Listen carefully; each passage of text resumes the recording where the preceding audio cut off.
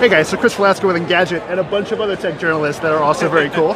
And we're here crowded around the new iPhone 10. This is Apple's new flagship device. It's going to cost a ton of money, by which I mean just about $1,000, but it is, if nothing else, a really beautiful piece of work. I mean, look at this thing.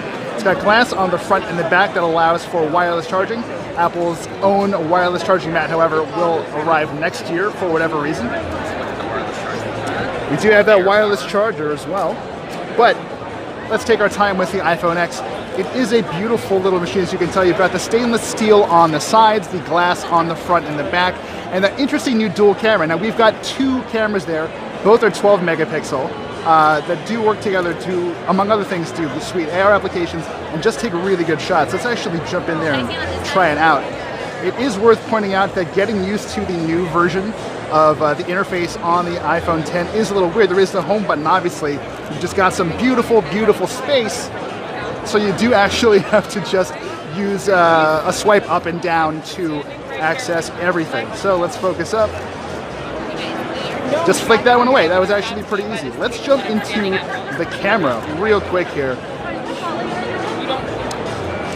So we've got the camera up here. Let's focus up real quick.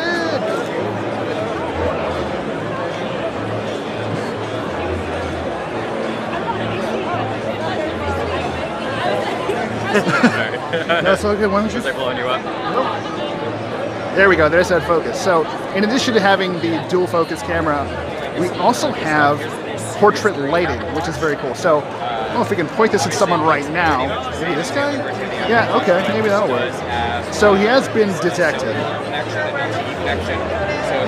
And we do have options here for portrait lighting. So basically, this studies what you're looking at, isolates the face, and sort of uses algorithms to kind of figure out what else is accomplishable with the lighting. So I don't know if I can really get in tight on someone right there. Focus with my nose. Yeah, tough to say for sure, especially because I'm having a hard time focusing on this device. But it is, again, a beautiful machine. There is no headphone jack, obviously. The front-facing camera is something we should definitely give a try.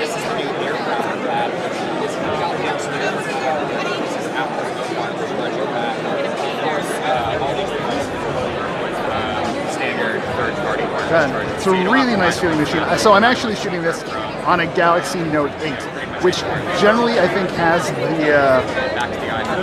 the game locked up when it comes to fit and finish, but this is incredible.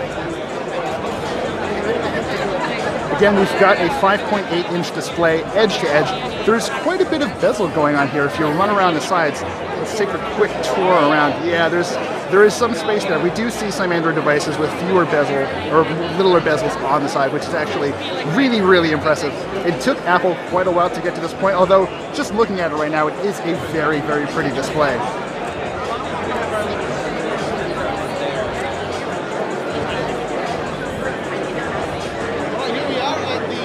Dealing with this sort of camera hump up there is very interesting too. So that's where you're going to have your earpiece, your front-facing camera, and a slew of additional sensors that'll help Face ID work. I think there's a gentleman back here whose face is actually locked to his phone.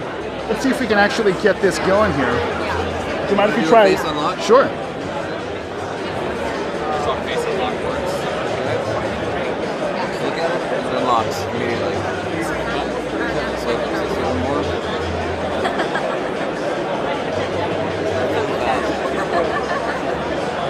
Can you take us through the setup process? Or what that would look like? We're actually already set up, so I'm not able to actually go through the process itself. Gotcha. You saw in the keynote, it's like you look around and it scans your face in a few seconds. Gotcha, thank you.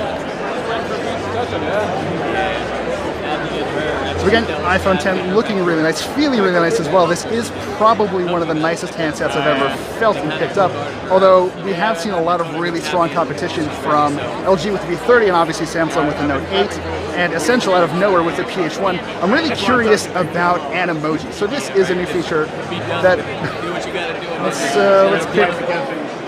Sure. Back to Atlanta. Okay, so quick one. Get a message going here.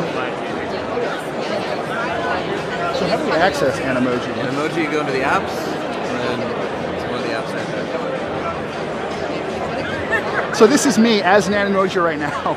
I'm doing my hands-on as a pile of poop, which is perhaps fitting in some ways, but it does actually seem to work pretty well. Let's record this really quick. All right, everyone, that's all I got for you. Hey, so yeah, how's it going, guys? Face Unlock seems to work pretty well. Face ID did work very well with the gentleman we just tried it with, but we'll have to try it out in person to really get a feel for what's going on. And yeah, it does run very quickly thanks to the branded chipset, the Bionic chipset running inside. And let's do a little. They're not the same. No, I just mean like unlock it. All told, it's a very impressive little device. We're going to play with this a little bit more and get you some more information and some better photos and video. But thank you for sticking around. And yeah, let's see if we can't find another one of these guys. When you're shooting, keep it on the phone.